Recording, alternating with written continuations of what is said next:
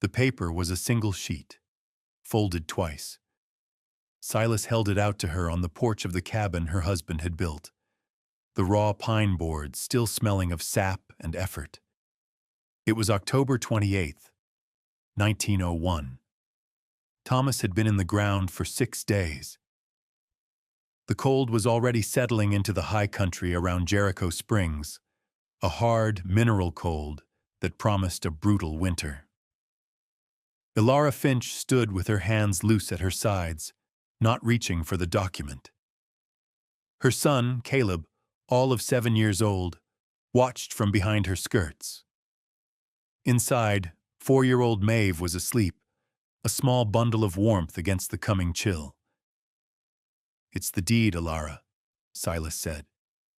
His voice was thin, like the air at this elevation of 8,500 feet. He was Thomas's younger brother, a man who had always seemed to be calculating angles, even in grief. "Signed over to me, last year." Thomas knew his lungs were giving out. He wanted to make sure things were taken care of. She finally took the paper. The notary seal in the bottom corner was from a town 100 miles away, dated 11 months prior. The signature that purported to be her husband's was a close imitation, but it lacked the confident, decisive stroke she knew better than her own. It was a forgery, a clumsy one to her eyes, but one that bore the weight of law. She felt no surge of rage, no hot tears. Instead, a profound and terrifying clarity settled over her. This was not a negotiation. It was an eviction. "He never mentioned this to me," she said. Her voice was flat, a statement of fact, not an accusation. "He didn't want to worry you," Silas said, not meeting her gaze. He looked past her, at the stand of aspen Thomas had so carefully preserved, their leaves now a shower of gold on the forest floor. "The mining company holds a lien on this land anyway. My taking it on is a formality. It saves you the trouble." This was the second lie. Thomas, a geologist by training, had chosen this parcel specifically because it was outside the company's claim. He had paid for it in cash, with savings from 3 years of careful work. The deed, the real one, was in a lockbox in the town's bank, but she had no access to it, not without a husband. "I have 2 children," she said, the words falling like stones into the quiet air. Silas finally looked at her. His eyes were small and impatient. "I'm not a monster, Ilara. I'll give you $50 for your trouble and for the furniture. It should be enough to get you and the children on the stagecoach to Denver. You have family there, I imagine." She had no family there. She had no family anywhere. Her parents were gone, lost to cholera a decade ago. Thomas had been her family. Now Caleb and Maeve were her nation, a population of 2 she was sworn to protect. "Chaque Mariano, you have until the end of the week," Silas added, his tone hardening now that the difficult part was over. "That's 5 days. I'll be back on Saturday with the money." He turned and walked away without another word, his boots crunching on the gravel path Thomas had laid. Ilara stood on the porch, the forged deed fluttering slightly in the breeze. She watched until he disappeared down the track, a small, dark figure against the immense backdrop of the granite peaks. Caleb's small hand tightened its grip on her dress. "Is Uncle Silas angry?" he asked. Ilara folded the paper neatly and tucked it into her apron pocket. She looked down at her son, at his serious, worried face that was so much like his father's. "No, darling," she said, her voice steady. "He's just making arrangements." She would not give Silas the satisfaction of her fear, not even in front of her own child. She would not give this cold cruelty the power of her tears. The sun was beginning to dip behind the western ridge, and the temperature was already dropping. She ushered Caleb back inside, closing the heavy pine door on the world that had just been stolen from them. The cabin was warm from the morning's fire, but the warmth felt temporary, a memory of a life that was already over. That night, after the children were asleep in the small loft bed Thomas had built, Ilara sat at the kitchen table.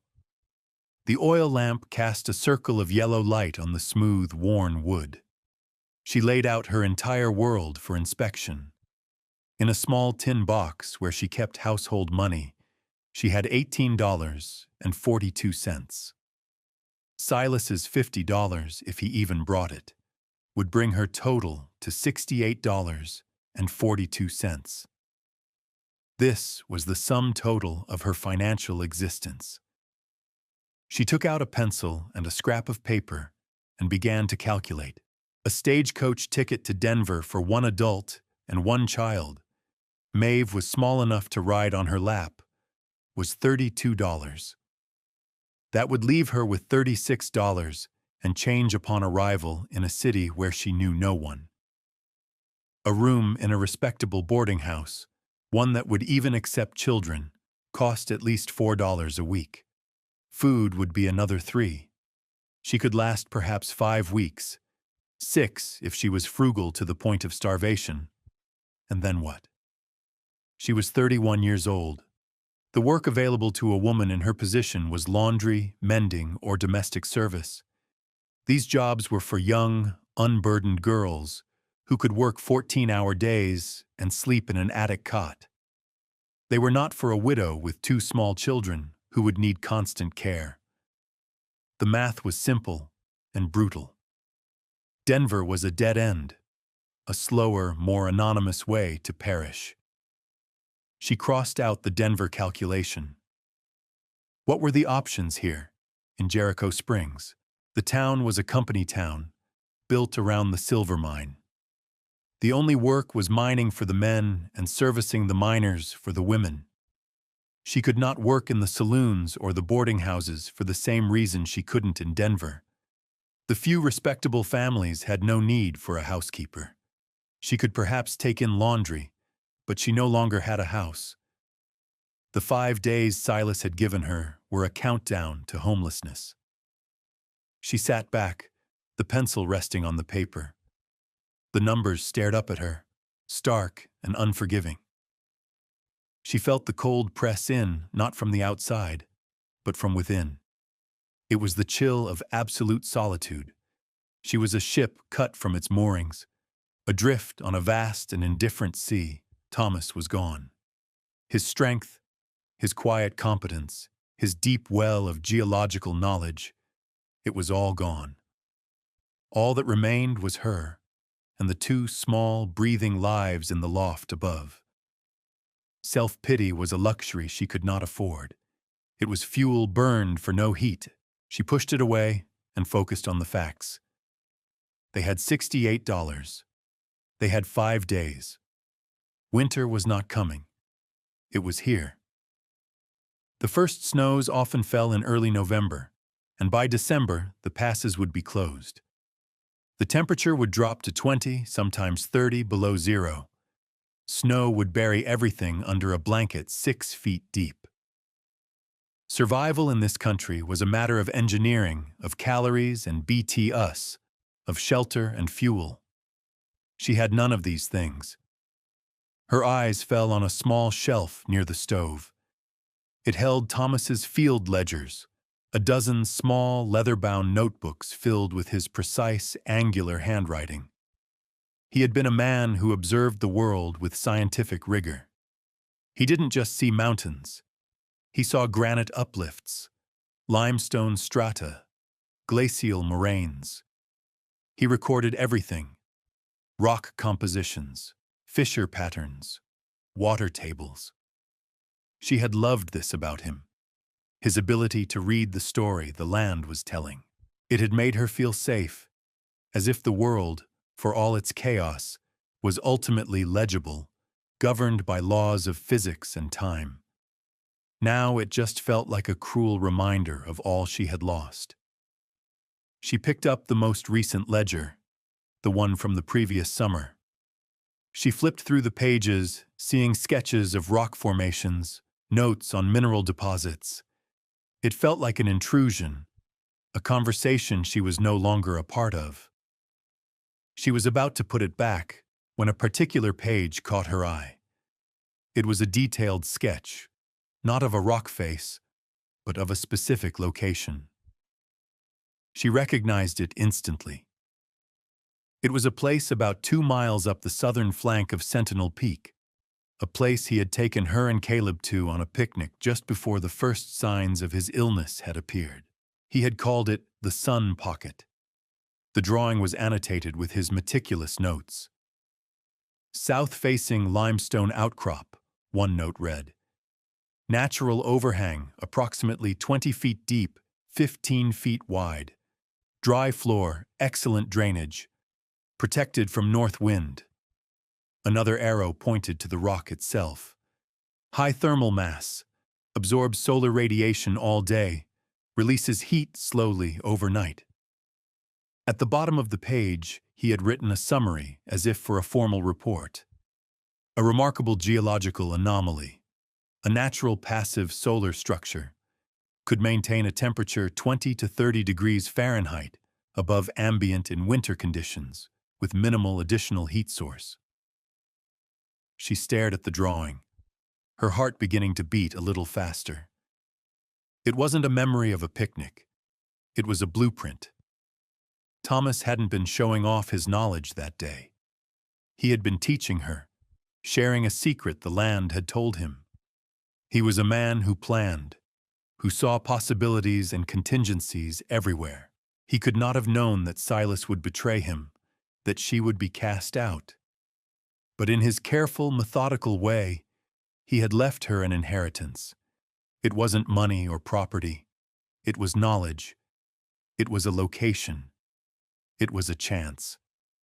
She looked from the ledger to the cold, dark windows of the cabin that was no longer hers. A new calculation began to form in her mind, one not of dollars and cents, but of stone and sun and firewood. She was not alone, not entirely. A part of him, the most practical and wisest part, was still with her, captured in ink on a page. This could work. This could actually work. The next morning, she woke the children before dawn. The air in the cabin was frigid. She dressed them in their warmest clothes, layering shirts and sweaters. "We're going on an adventure," she told them, her voice more confident than she felt. "To a special place Daddy found."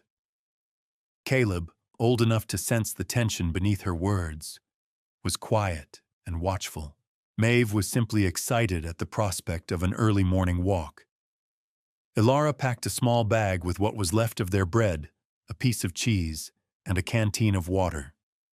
She left everything else. She would be back for what she could carry, but for now, speed and secrecy were paramount. She didn't want to risk running into Silas or any of his cronies. They set out as the first light touched the highest peaks, painting them a pale, ethereal pink. The 2-mile walk was an ascent of nearly 1,000 feet. The path was steep, littered with fallen timber and loose rock. Maeve's small legs tired quickly, and Ilara had to carry her for long stretches, the child's weight a familiar, grounding burden. Caleb walked ahead, his small figure a study in determination, occasionally looking back to make sure she was still following. The air grew thinner, colder. The ponderosa pines gave way to hardy scrub oak and juniper. Ilara followed the map in her memory, guided by Thomas's remembered words and the shape of the ridgeline against the sky. He had pointed out the landmarks, a twisted, lightning-scarred pine, a distinctive outcrop of granite that looked like a seated man. After nearly 2 hours of hard climbing, she found it. The entrance was cleverly concealed, tucked behind a thicket of mountain laurel and a curtain of dry, hanging moss. From 50 feet away, it was invisible, just another part of the rock face. But as she pushed aside the branches, the opening revealed itself. It was exactly as Thomas had sketched it, a wide, low arch in a vast wall of pale gray limestone. The ground sloped away from the entrance, ensuring no water would pool inside. The opening faced due south, and even now in the early morning, the sunlight was beginning to pour directly into it. She set Maeve down and took Caleb's hand, and they stepped inside. The air was still and noticeably warmer than the biting wind outside. The main chamber was larger than she had remembered, a rough oval about 20 feet deep and perhaps 16 feet across at its widest point. The ceiling was a solid vault of stone, 10 feet high at the center, sloping down toward the back. The floor was not dirt, but smooth, packed stone, completely dry. To the right, a smaller opening led to a second, narrower chamber, a kind of natural pantry or storage room. There was a faint, clean smell of rock dust and dry earth. A thin crack high in the back wall seemed to lead upwards, a natural flue that would draw smoke if she were to build a fire near the entrance. She walked to the back of the cave and placed her hand against the limestone wall. It was cool, but not the deep, damp cold of granite. It felt solid, ancient, and protective. She could see how it would work. The low winter sun would shine into the cave for most of the day, heating the massive stone walls and floor. At night, as the temperature outside plummeted, the rock would slowly radiate that stored heat back into the space, creating a thermal flywheel that would moderate the extremes of the climate. It was a perfect, natural machine for survival. Thomas had seen it, understood it, and left it for her. "This is it," she said, her voice echoing slightly in the quiet space. "This will be our home." Caleb looked around, his eyes wide with a mixture of awe and apprehension. "We're going to live in a cave?" Maeve, however, was delighted. She ran to the smaller chamber, her footsteps making small pattering sounds. "It's my room," she declared. Ilara watched them, a fierce, protective love swelling in her chest. This was not the life she had imagined for them. It was a desperate, precarious existence. But it was an existence. They would not freeze on the streets of Denver. They would not starve at the mercy of a town that had no place for them. They would survive, here, in this pocket of sun and stone. She had a shelter. Now, she needed to provision it. She left the children in the cave with the last of the bread and the canteen of water, making Caleb promise to keep Maeve away from the entrance. It was a terrible risk, leaving them alone, but it was a calculated one. She could not haul supplies up the mountain with a 4-year-old on her hip. She walked back down to Jericho Springs, her mind a whirlwind of lists and priorities. She had $68 and a few days to turn this empty space into a fortress against the winter. The bell on the door of Abernathy's General Mercantile tinkled, a sound of ordinary commerce that felt alien to her current reality. The store was a cavern of scents: coffee beans, cured leather, kerosene, and cinnamon. Mr. Abernathy stood behind the counter, a tall, stooped man with kind, watery eyes and a fringe of white hair. He had been a friend of Thomas's. They had shared an interest in geology and local history. "Mrs. Finch," he said, his voice a low rumble. "I was sorry to hear about Thomas. A good man." "Thank you, Mr. Abernathy," she said, her voice tight. "I need to purchase some supplies." He nodded, his gaze taking in her worn dress, the determined set of her jaw. "What can I get for you?" She began her list, each item a carefully considered weapon in her war against the cold. "A good shovel, the best one you have." He pulled one down, its steel blade gleaming. $3.50, he said. A pickaxe. I've only got heads. Handle you'll have to make yourself. $2.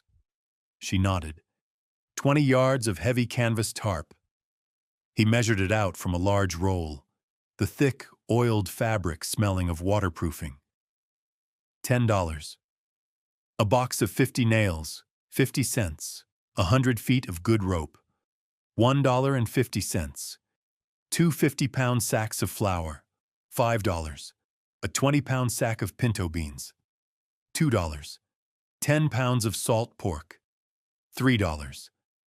5 pounds of lard. $1. A sack of salt. A box of baking soda. A large box of matches. Another $1. The pile on the counter grew, a testament to her dwindling funds. She spent with the precision of a surgeon, choosing only the items essential for long-term survival. No sugar, no coffee, no small comforts, only calories, tools, and shelter. The total came to $30, almost half of her entire fortune. The remaining money would have to last her until spring, for anything she might have forgotten. As Mr. Abernathy was tying twine around the sacks of flour, he paused. "Heard Silas say you were heading to Denver," he said, not looking at her. "Silas is mistaken," Ilara replied evenly. Mr. Abernathy continued his work, his hands slow and deliberate. He knew the ways of this town, the casual cruelties and the sudden hardships. He had seen women like her before, left with nothing but their own grit. He finished tying the knots and then walked to the back of the store. He returned with a small, sharp handsaw. "Thomas left this here last year to be sharpened," he said. "Never got around to picking it up. You should take it." He then added a small sack of dried apples, a whetstone for the axe and saw, and 2 pairs of thick wool socks, sized for her children. He placed them with her other purchases. "How much for these?" she asked, knowing she couldn't afford them. He shook his head. "No charge. Thomas was a good customer. Call it a credit on his account." He looked at her directly then, his gaze steady and full of an unspoken understanding.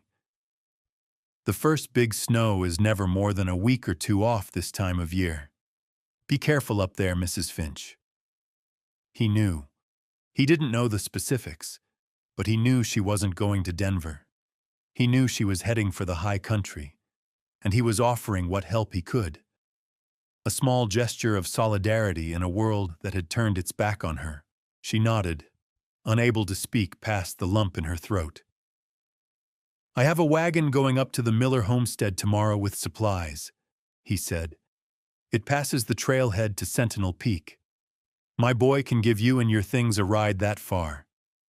Be here at dawn." The next 4 weeks were a blur of relentless, punishing labor. Each day, Ilara rose before the sun, her body aching from the previous day's work, and began the methodical process of turning a cave into a home. Her first task was to create a barrier against the wind. Using the pickaxe and shovel, she cleared the loose rock and soil from the front of the cave entrance, creating a level foundation. Then, she began to build a wall. She gathered the flat, angular pieces of limestone that had fallen from the cliff face over centuries, hefting stones that weighed 50 or 60 pounds.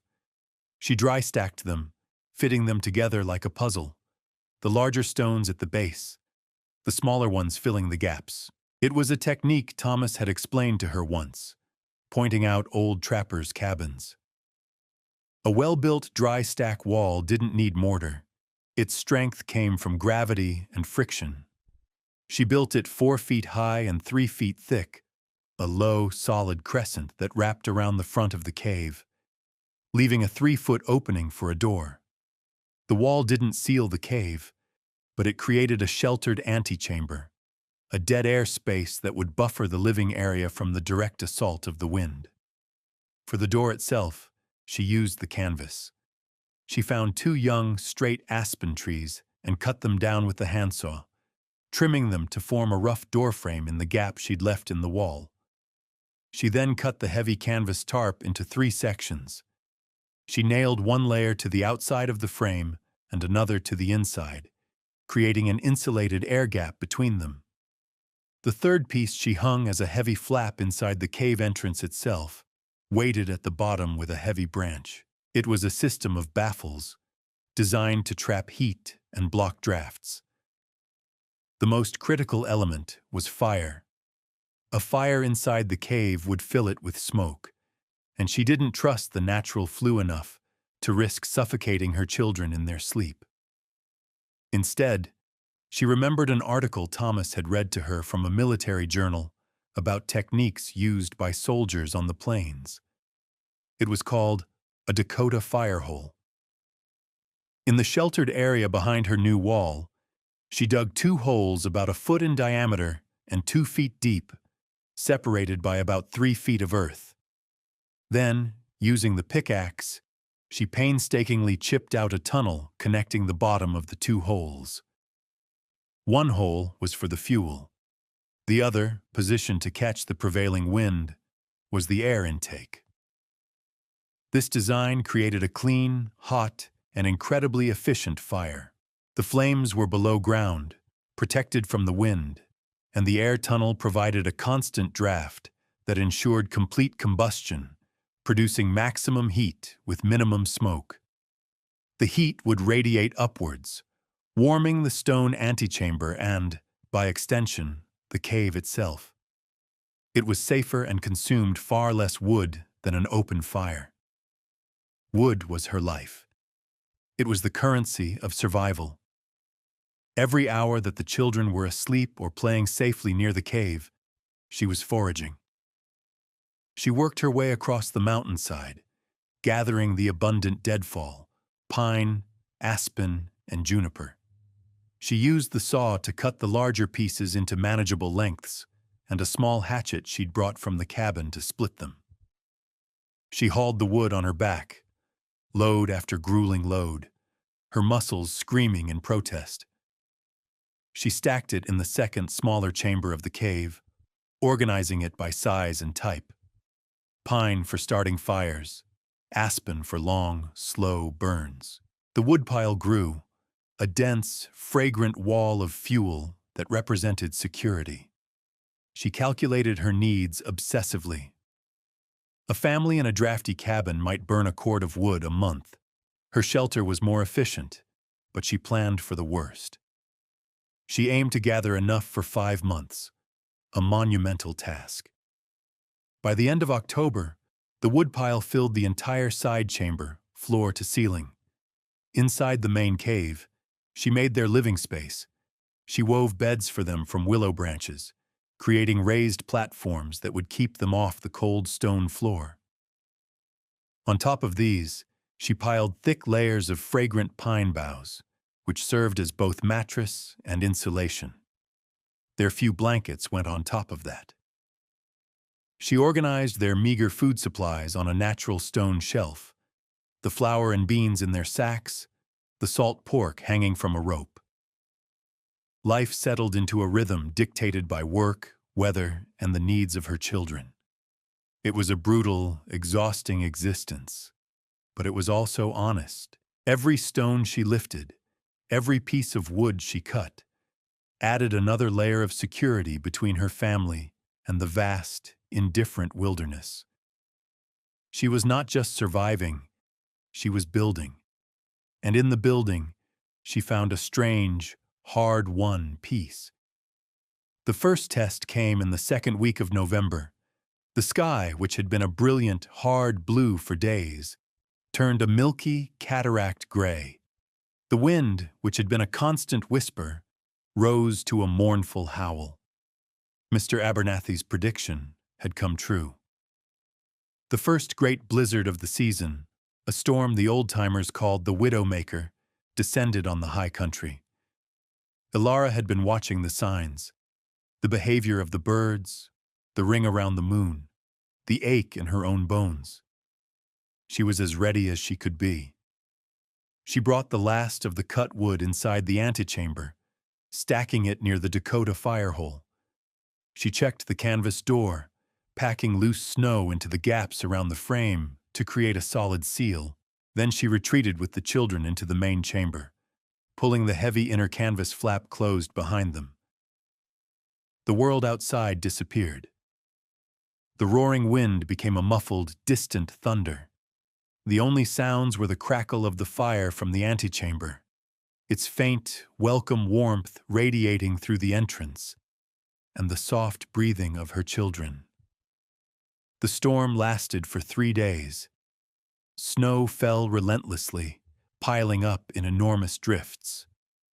The temperature, which she monitored with a small thermometer Thomas had owned, dropped to 10 below zero, then 15, then a terrifying 22 below. Outside their shelter, it was a world of lethal, swirling white. Inside, it was a small sanctuary of calm. The cave performed exactly as Thomas had predicted. The massive limestone walls, saturated with weeks of autumn sun, now bled that heat back into the space. The temperature inside the main chamber never dropped below 45 degrees. It was not warm, but it was survivable.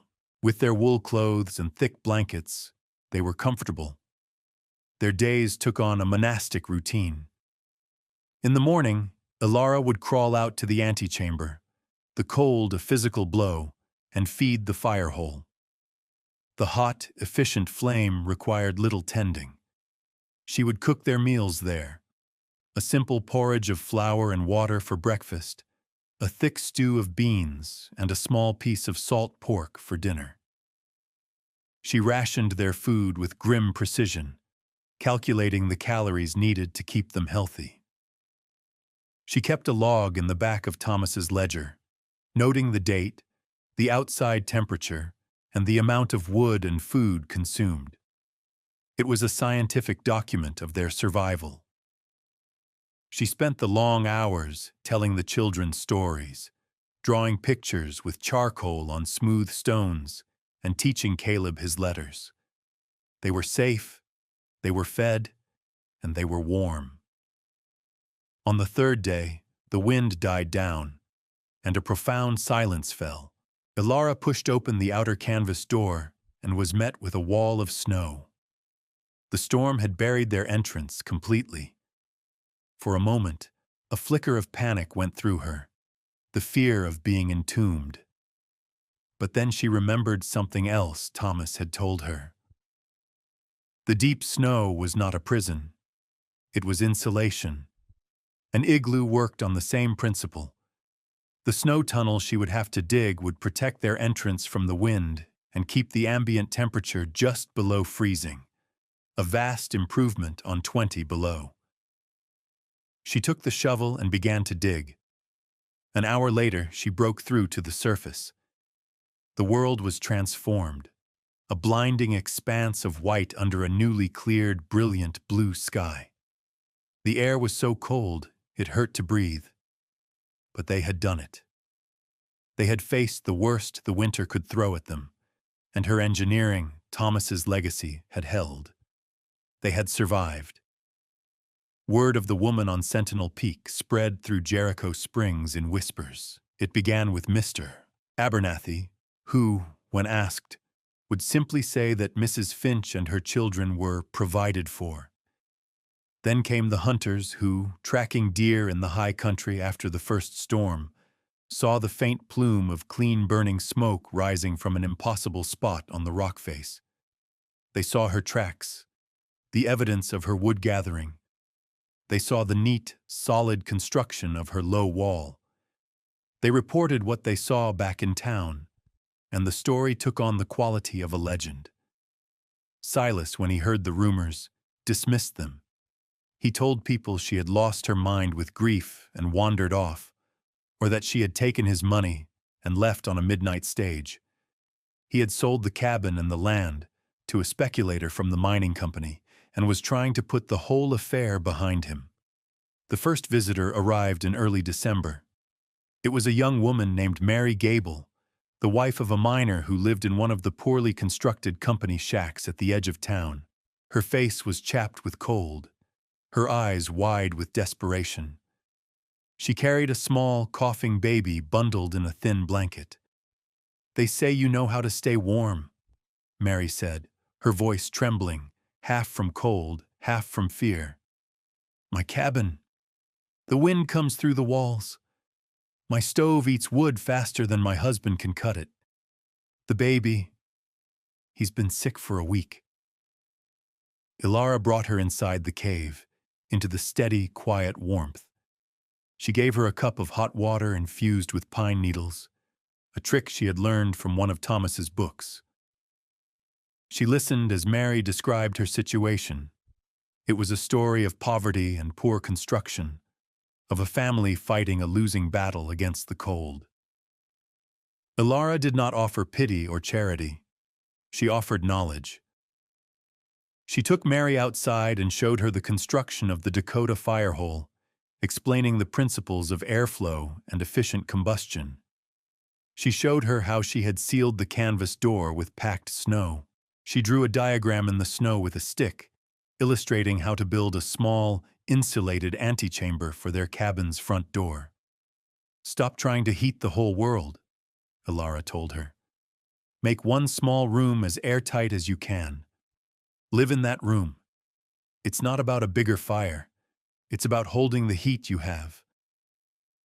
She gave Mary a bundle of her own dry, seasoned aspen wood. "This will burn slow and hot," she explained. "Your green wood is wasting half its heat just boiling off the water inside it." Mary Gable left that day with a new understanding, and with a small but tangible measure of hope. A week later, her husband came up the mountain with a quarter of a freshly butchered deer, a silent offering of gratitude. Others followed. An old trapper whose own cabin had been damaged in the storm came for advice on rebuilding his chimney. A family of 5, new to the territory, and utterly unprepared for the ferocity of a high-country winter, came to learn how to bank their fire and insulate their floor. Ilara became an unlikely oracle. She never turned anyone away. She shared what she knew, dispensing practical, life-saving information with the calm authority of someone who had tested these principles with her own life. She was no longer just the widow Finch, an object of pity or scorn. She was the woman in the cave, a source of wisdom that was more valuable than gold in the depths of winter. She was, almost without realizing it, becoming the resilient, beating heart of the community that had cast her out. In late January, a new mine superintendent arrived from the head office in Denver. His name was Arthur Davies, a man in his late 40s with a degree in engineering from the Colorado School of Mines. He was a man of systems and efficiencies, sent to Jericho Springs to modernize the operation, and more pressingly, to address the alarming rate of sickness and absenteeism among the miners and their families. He found a workforce plagued by respiratory illnesses, frostbite, and the general malaise that came from being perpetually cold. His foreman told him the problem was the housing. The company cabins were little more than drafty boxes, impossible to heat. "Some of the men have been making improvements," the foreman said. "Learned some tricks from the cave woman up on Sentinel Peak." Davies was skeptical. "The cave woman?" "Finch's widow. Her brother-in-law threw her out. Everyone thought she was dead. Turns out she's been living in a limestone overhang all winter, and thriving by the sound of it." Intrigued, Davies decided to see for himself. He was a practical man who believed in evidence. He made the 2-mile trek up the mountain, following the well-worn path in the snow. He found Ilara splitting wood, her movements economical and strong. He introduced himself, explaining his position and the reason for his visit. Ilara regarded him with her usual calm composure, neither deferential nor hostile. She simply waited for him to state his purpose. He asked if he could see her shelter. She led him inside. Davies, the engineer, took in every detail. He ran his hand over the dry stack wall, noting the tight fit of the stones. He examined the canvas door system, understanding immediately the principle of the airlock it created. He peered into the fire hole, recognizing the efficiency of the design. He paced the interior of the cave, his eyes scanning the dry floor, the high ceiling, the smoke-free air. He placed a hand on the back wall. It was radiating a gentle, persistent warmth. "Remarkable," he said, more to himself than to her. He began to speak, using the language of his profession. "You've maximized the thermal inertia of the limestone. The southern exposure gives you passive solar gain, and the mass of the rock stores that energy. This fire pit, it's a near-perfect updraft gasifier, clean combustion, minimal fuel waste." He looked at her, his professional skepticism replaced by genuine admiration. "Mrs. Finch, where did you learn to do this?" "My husband was a geologist," she said simply. "He taught me to read the land." Davies was silent for a moment. "Your husband was Thomas Finch? He did the initial geological surveys for our company's northern claim. His work was impeccable." He paused. "I was reviewing those files last week. The company has the original deed to his private parcel, the one your cabin is on. It's signed by Thomas Finch and filed with the county clerk in 1899. Ilara felt the world shift slightly on its axis. "My brother-in-law, Silas, he had a deed," she said. "He said Thomas signed it over to him." "I would be very interested to see that document," Davies said, his voice quiet but firm. "Because according to the official record, that property belongs to the estate of Thomas Finch, which is to say, it belongs to you and your children." He saw the ledger book on the stone shelf where she recorded her supplies. "Is that your husband's hand?" he asked, pointing to the geological notes. She nodded. "The signature on a forged document often fails to capture the rhythm of a person's natural script," he said. "I believe a comparison would be illuminating." The expert had arrived. He had not come to rescue her. He had come to validate her, to translate her lived experience into a language the world of men and law would be forced to understand. The reckoning was a quiet, administrative affair, much like the cruelty that had started it all. Arthur Davies was a man who understood how systems worked, and he put them into motion with quiet efficiency. He sent a wire to the company's legal department in Denver, along with a carefully traced copy of Thomas's signature from the ledger and a description of the deed Silas had produced. He then paid a visit to the county sheriff, a man who owed his position more to the mining company's goodwill than to any electoral mandate. Davies laid out the facts, not as a request, but as a statement of corporate interest. A clear case of fraud had been committed against the widow of a respected former employee. It was bad for morale, bad for productivity, and bad for the company's reputation. 2 days later, a federal marshal arrived on the morning stage from Leadville. He was a tall, grim-faced man who did not waste time on pleasantries. He, along with the now highly motivated sheriff, found Silas overseeing the loading of ore carts at the mine. They arrested him on the spot, in front of the assembled miners. The charge was fraud. Silas, who had built his small empire on bluster and intimidation, crumbled. Faced with the evidence, the conflicting deeds, the expert testimony of a handwriting analyst procured by the company, and the quiet, unassailable fact of Ilara's survival, he confessed. Mr. Abernathy brought the news up to the cave himself, his face alight with a satisfaction he did not try to hide. Ilara listened, her expression unreadable. There was no triumph in her, no joy at Silas's downfall, There was only a quiet sense of an equation being balanced.